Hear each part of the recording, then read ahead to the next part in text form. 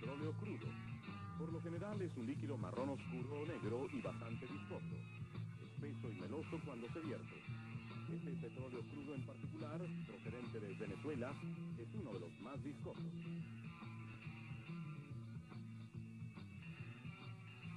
El petróleo del Mar del Norte, por otra parte, es uno de los más ralos o menos densos.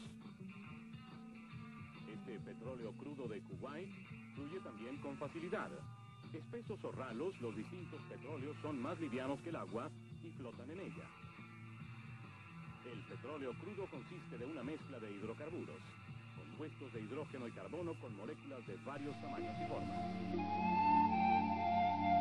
Los hidrocarburos son componentes constituidos por carbono e hidrógeno y se obtienen principalmente del petróleo. Para representar las moléculas orgánicas hay que considerar que el carbono tiene que tener 4 enlaces para unirse a otros carbonos y así prolongar la cadena. Y el resto para unirse a hidrógeno o bien otros grupos funcionales. Se le encuentra en muchas partes del mundo, casi siempre a enormes profundidades bajo tierra o en lecho marino.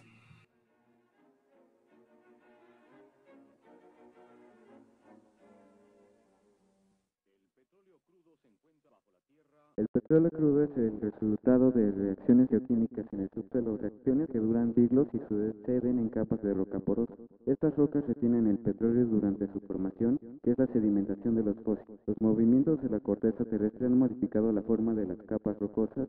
Así es como el petróleo y el agua ascienden y se concentran bajo la bóveda formada por la capa superior. Sobre el petróleo casi siempre se encuentra el gas, indicado aquí en verde. Este tipo de trampa petrolífera se llama anticlinal. Se denomina anticlinal de kilómetros. Los primeros pozos petroleros, como este perforado en 1859, estaban situados donde existía una prueba visible de petróleo o gas en la superficie del terreno. Pero incluso con indicios claros como este, muchos pozos no daban en el blanco, porque la fuente de petróleo puede encontrarse a larga distancia del sitio donde estuvo la. Para hallar el tipo adecuado de formación rocosa. Puede emplearse la fotografía aérea para obtener un cuadro general del terreno y de las estructuras rocosas existentes.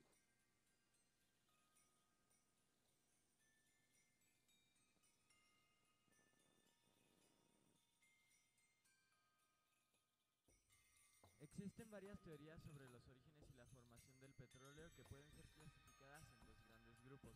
La primera expresa la formación del petróleo como resultado de reacciones geoquímicas entre el agua y el dióxido de carbono, además de otras sustancias inorgánicas como carburos y carbonatos de metales. El petróleo para su comercialización se refina y de esto se obtiene productos de lo más diversos: gases metano y etano, nafta hidroína o éter de petróleo, gasolina, queroseno, gasóleo, fuelóleo, aceites lubricantes, asfalto, alquitrán.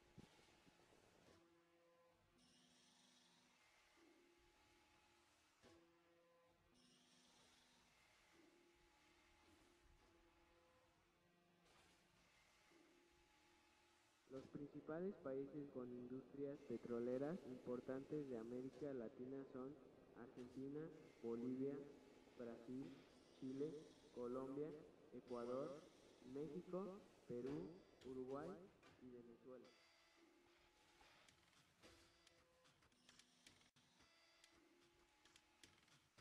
Los sedimentos de fósiles ayudan a los científicos a calcular la edad de las capas rocosas y si se han originado en aguas poco profundas, donde podrían haberse formado rocas sedimentarias.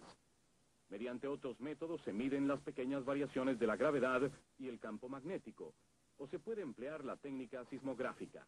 Estos métodos se conocen como técnicas geofísicas. El gravímetro mide la fuerza de gravedad en la superficie de la Tierra. Pequeñas variaciones en la fuerza pueden indicar la forma de distribución de las rocas de distinta densidad. En el mar, el gravímetro podrá bajarse hasta el lecho marino.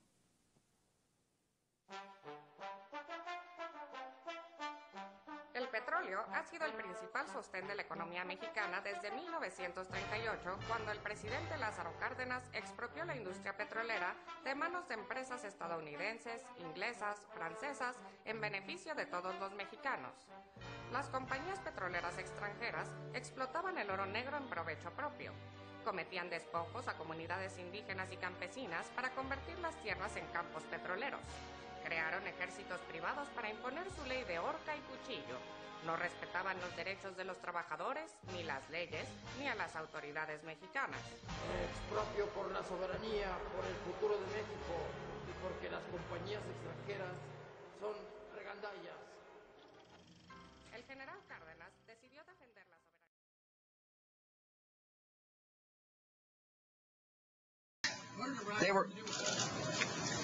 What did Iraq have to do with what? The attack on the World Trade Center. Nothing, except for it's part of, and nobody's ever suggested in this administration that Saddam Hussein ordered the attack. Iraq was the lesson of September the 11th is take threats before they fully materialize, Ken. Nobody's ever suggested that the attacks of September the 11th were ordered by Iraq.